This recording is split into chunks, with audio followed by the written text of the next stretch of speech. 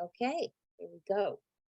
Welcome everybody to Between Two Teachers, and this is our Friday, July 1st episode of uh, of Between Two Teachers, and we talk about all of the current issues of education across the country and the state and locally. So there's a lot of things going on, even though school's out and people are on vacation. But yeah, we're here. And I'm Consuelo Lara. And I'm Madeline Cronenberg, and I will begin, as always, with our land acknowledgement. We pause to acknowledge that we have gathered on the ancestral territory of Hui Chin, part of the unceded land of the Chochenyo and Karken-speaking Muwekma Ohlone people.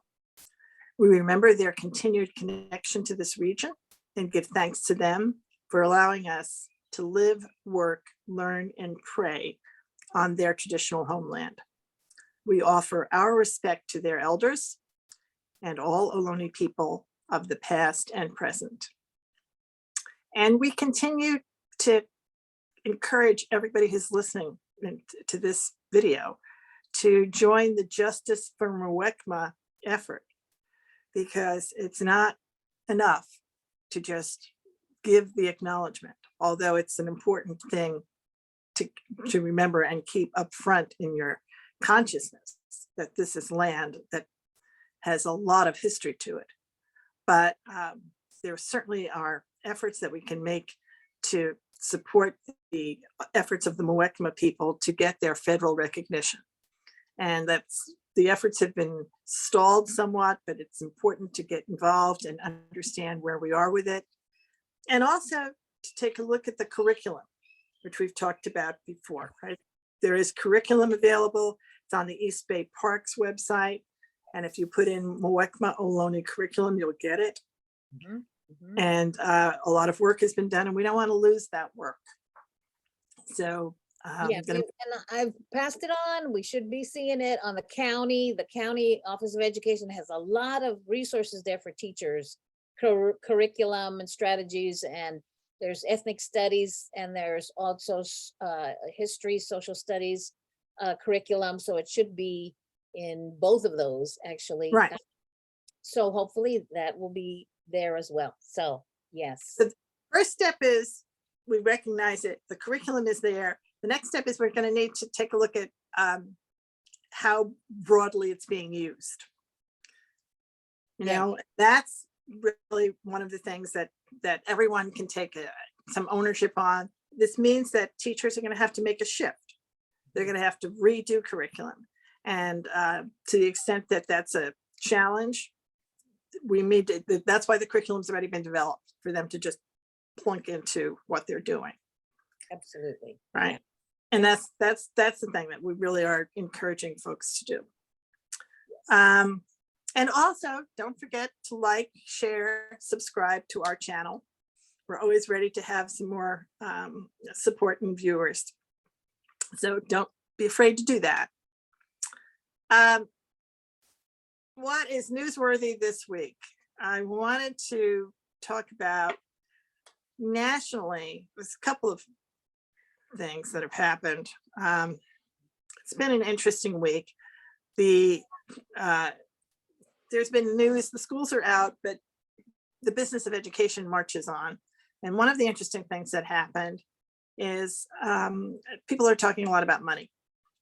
And in Chicago has a school called Chicago Urban Prep Charter School, which is very famous because it's an all boys charter school and had tremendous success in getting the young men that it's a high school that it's preparing to be able to get into college.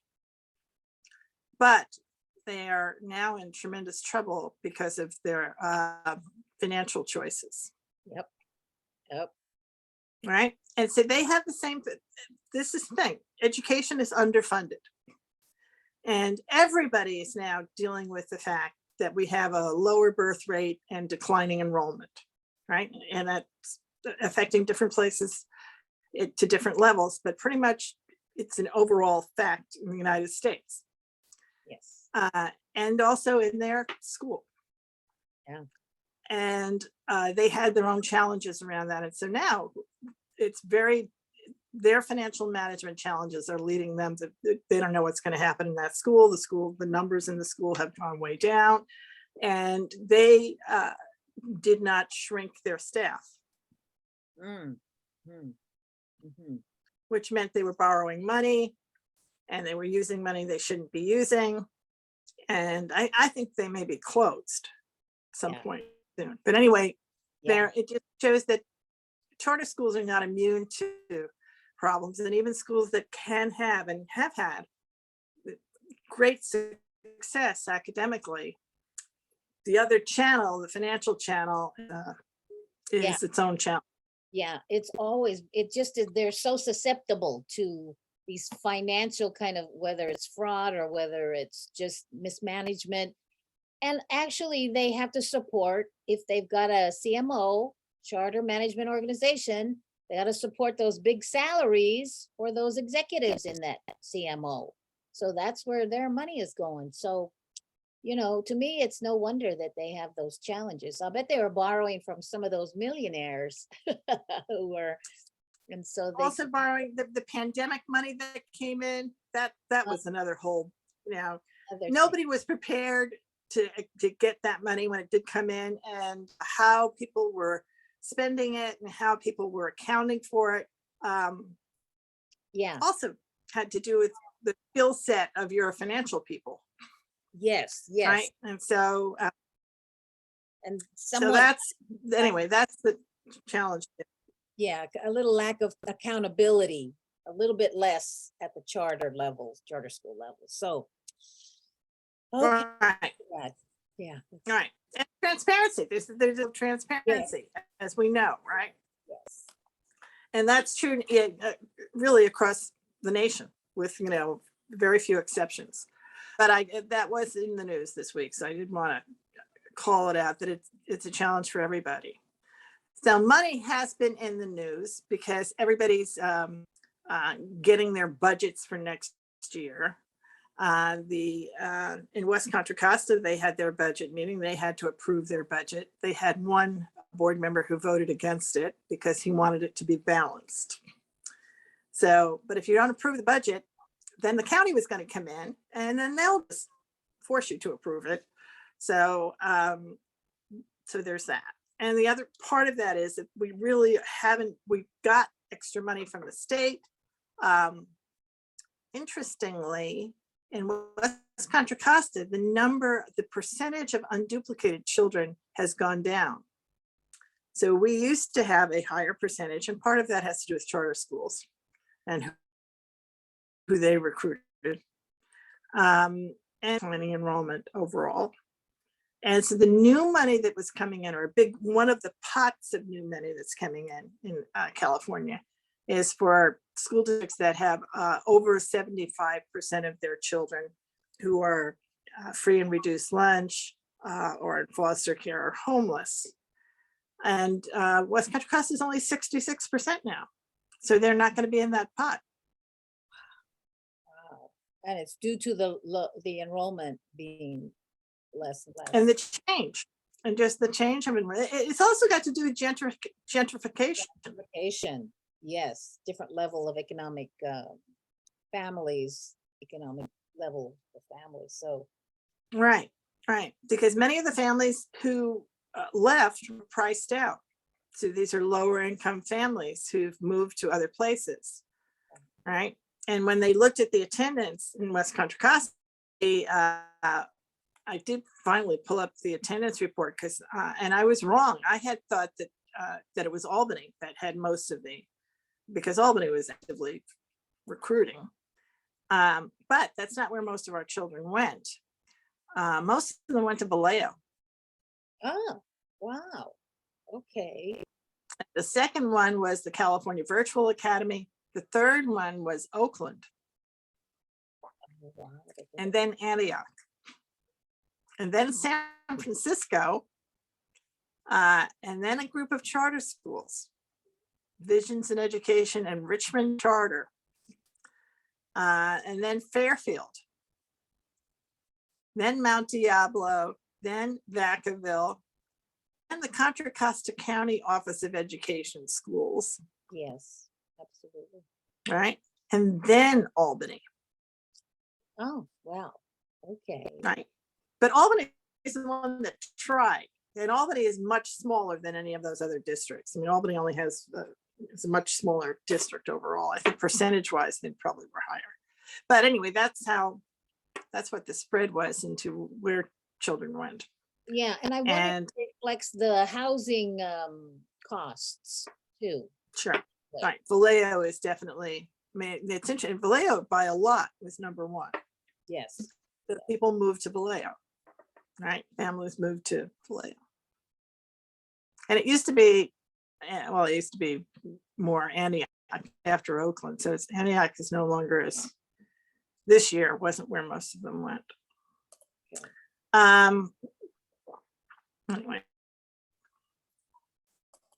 But what I was going to say was there is more money coming in from the governor, and the way it's being sliced up is still not as completely specific as it needs to be. But we'll know in another week when they really finally announce how they've analyzed the bills and the way the bills were signed this week. The bills are signed. That work is done. It's just people are trying to figure out how it applies and who is getting extra money and how they can use it. But the big message is that the thing they didn't do was switch over to enrollment rather than ADA for finances. Didn't do that. That. Jeez. Right. And all that means is in education budgeting, you really don't know what your budget is. Your No. budget and in other states and certainly other businesses, you do know your budget. And in education here in California, you are limited in really knowing what your budget is. You have to do some guesswork. And that's why you really need to have a skill set around financial management. And most districts don't have that. Bye. Okay.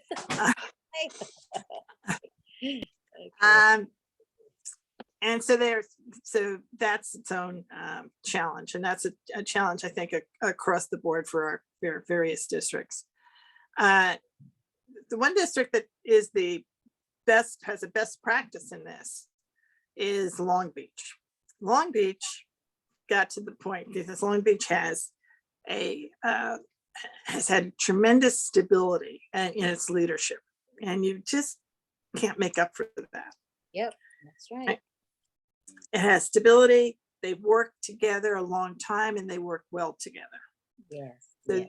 they are able to set money aside. Their headline, whereas the headlines for most other districts were all about the mistakes and the challenges and financial bankruptcy and being taken over. The headline from Long Beach, which gets the same amount of money, right? They're not different. Yeah. Is that they are setting aside money to avoid layoffs. That's something. They really are Right. prioritizing their children by prioritizing the children's teachers. They really, That's right. They really, really are. Right. Wow. They understand, right? And how that impacts their culture. Yes. And so when you look at culture, districts that don't do that you can see, well, the culture of this district is they don't care about us. Yeah. Right? So that's why it's really easy to leave someone where you don't think they care about you. That's the culture.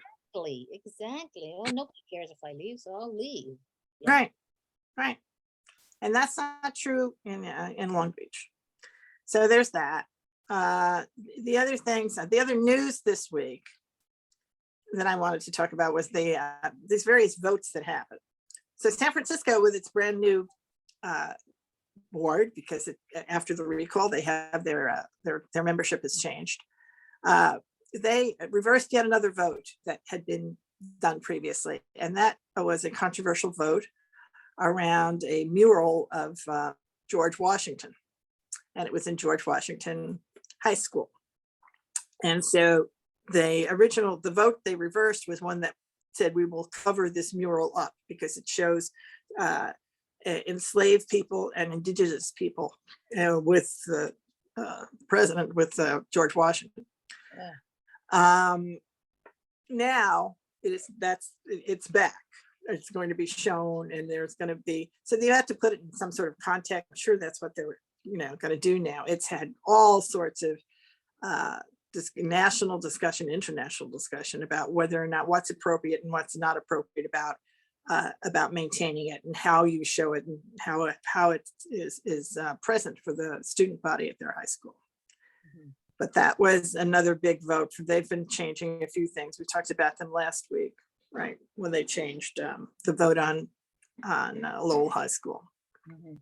Mhm. All right. So they had that meeting. And at the same time, the Oakland School Board had a meeting where they were re-voting on a measure to around the school closures. So they have closed schools in the Flatlands in their Black and brown communities. And one of the big ones that's become a hot point is Parker. And the Parker community and the community of the other schools that were on the closure list organized and got a resolution put on the agenda for the board. They presented the resolution, and I gave a very strong presentation. They had a PowerPoint, and their committee members presented. And the vote basically was the same as before. The schools continue to be closed. The trustees were not moved to change their mind.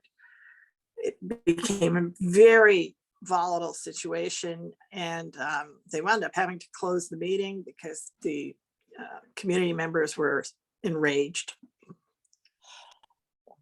And this is the thing. The schools are communities. When you build a culture, this speaks to the culture at Yes. Parker. Yes, absolutely. And they're not building that,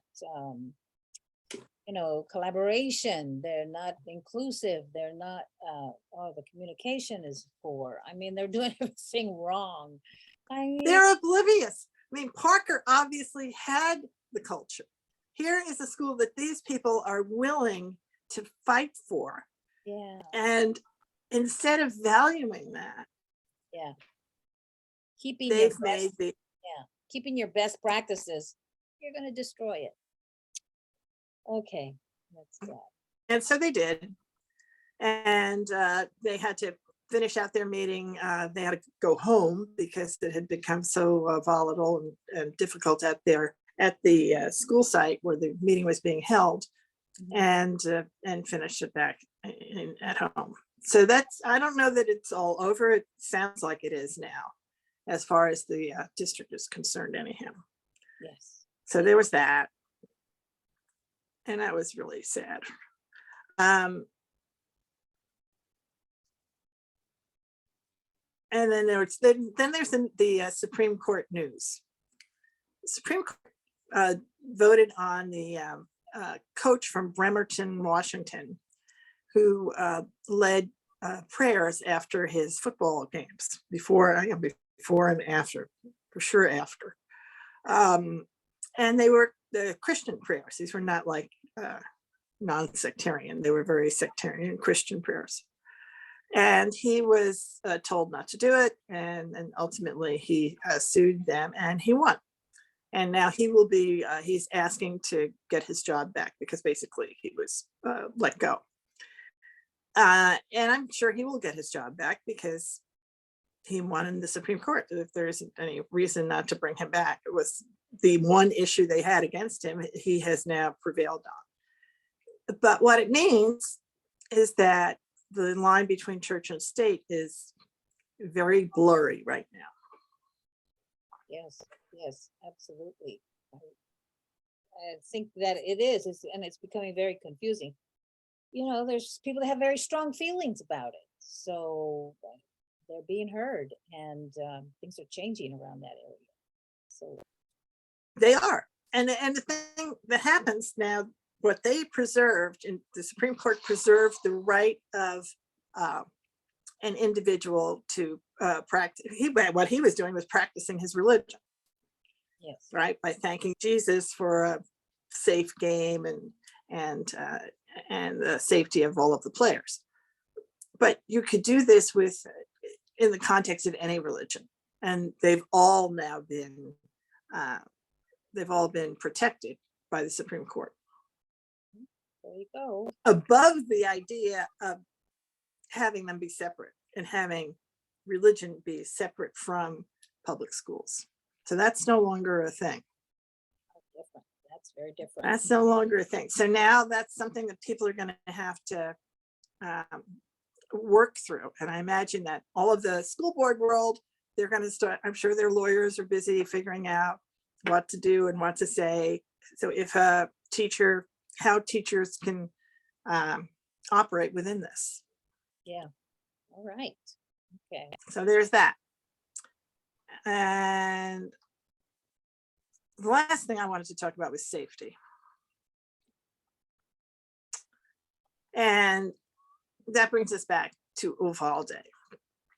And the folks in Uvalde have continued on with their board meetings and their city council meetings, but they've taken the advice of counsel, the lawyers that have been brought in now, to not respond publicly to the needs and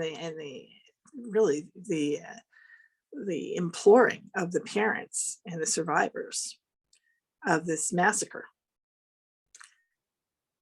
And the families now call it a massacre, which is exactly the appropriate term, right? The district calls it the incident.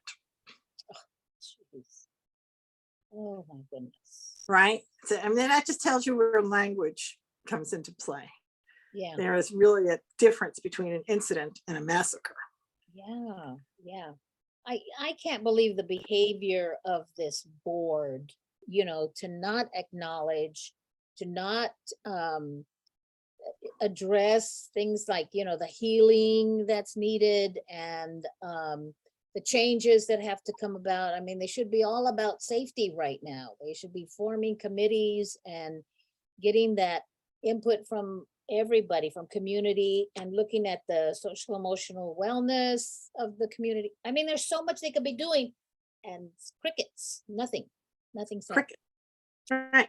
And what's interesting is doing all of none of that would change their legal situation. And truly, in the end, your attorneys give you advice, but you don't have to take all the advice they're giving you. They're giving you advice because what they're telling you will help it make it easier for them to win the case. This shouldn't be about that. These families suffered a massacre. Their loved ones were massacred in your building. And it just seems like all of the things that are coming out now are coming out in drips and drabs in peculiar ways. And one of the biggest ones came out in a hearing with the Texas legislature, and it had to do with the doors. So the doors in that building could not be locked from the outside. They could only be locked from the outside. They couldn't be locked from the inside. The teachers could not lock their doors. I don't understand a door like that. I don't know. Now, I'm sure there's a reason for this. I'm sure if we go back in history, somebody's going to explain that, why you need to. The one thing I thought about, it is easier for the custodian to lock the doors every night if he just has to go. But it's very hard. And honestly, at the legislature, nobody could guess at a reason why they were designed that way. But it's there, and I'm sure it will come out, whatever that reason is. Whatever that reason is, no longer works in our society. Yeah. Right? Oh boy. So it would seem to me that you would, across America, be looking at your door. Yeah.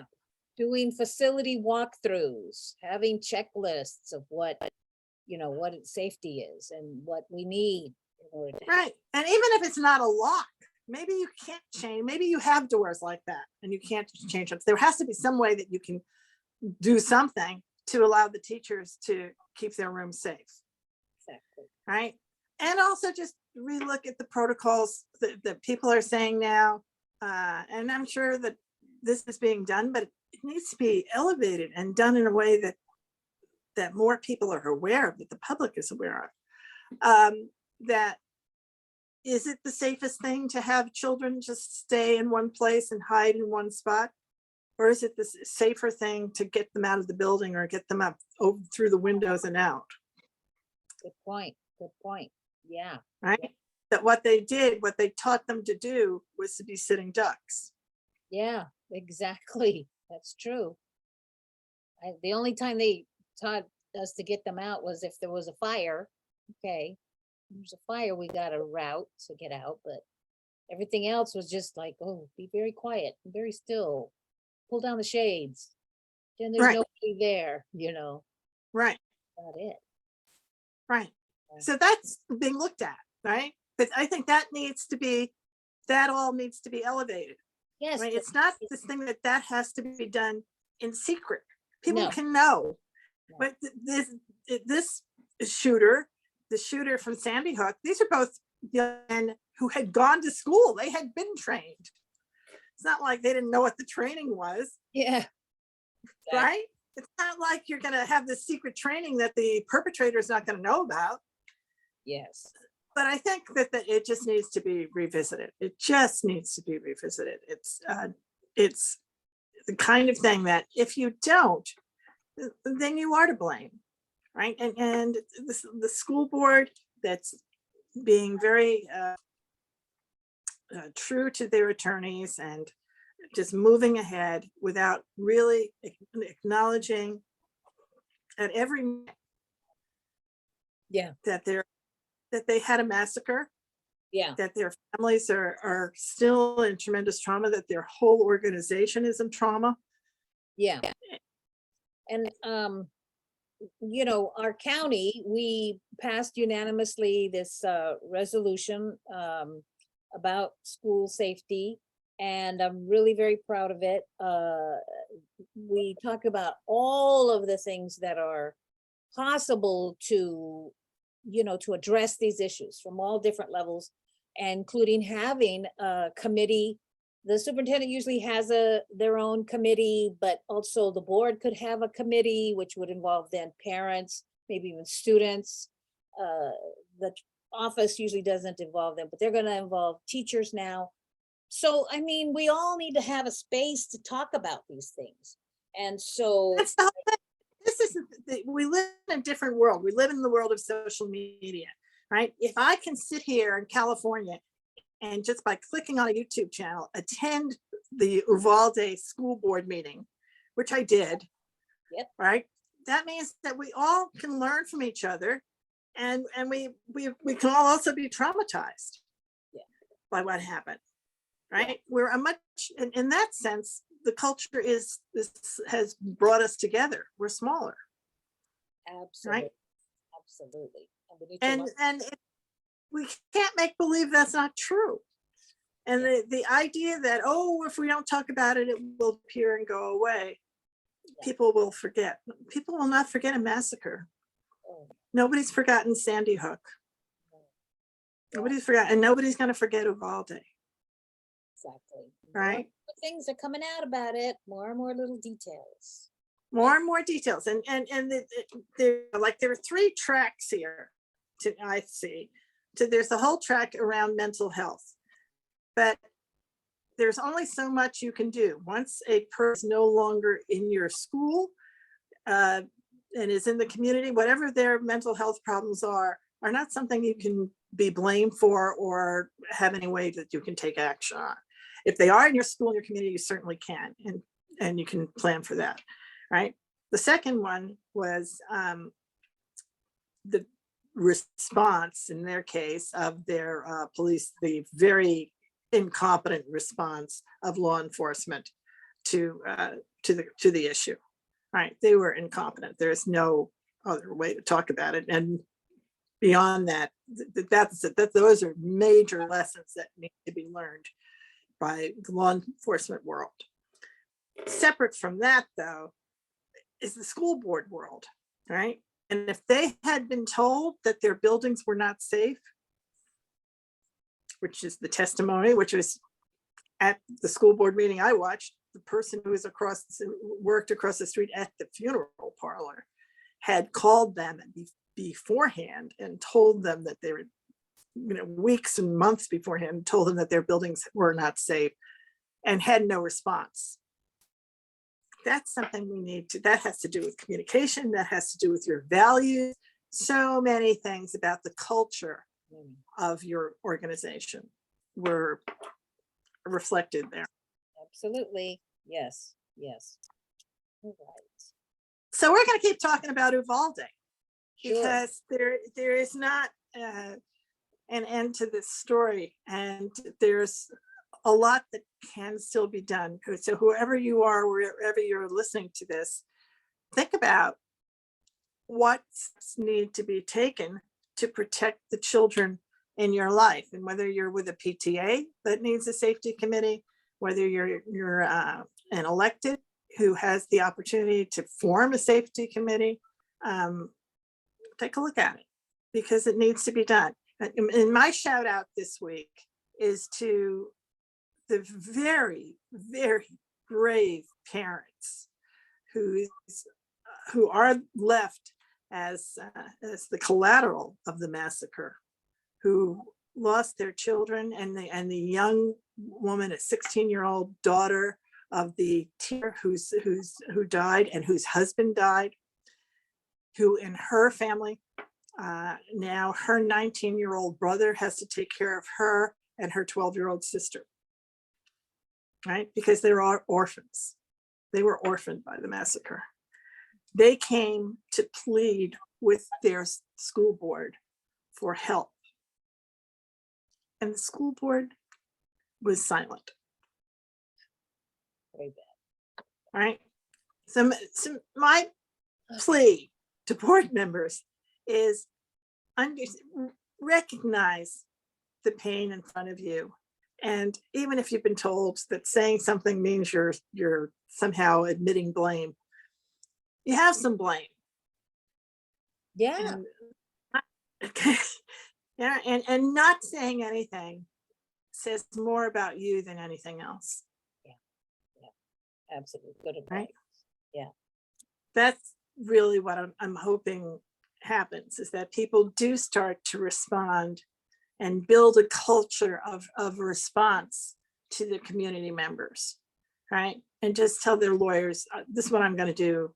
You can adapt to my behavior. I appreciate your advice, but this is what I'm going to do. Yeah.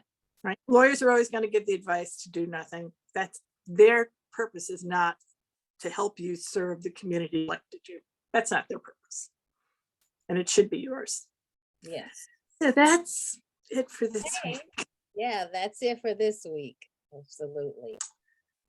We'll see you next time. Bye-bye. Bye-bye.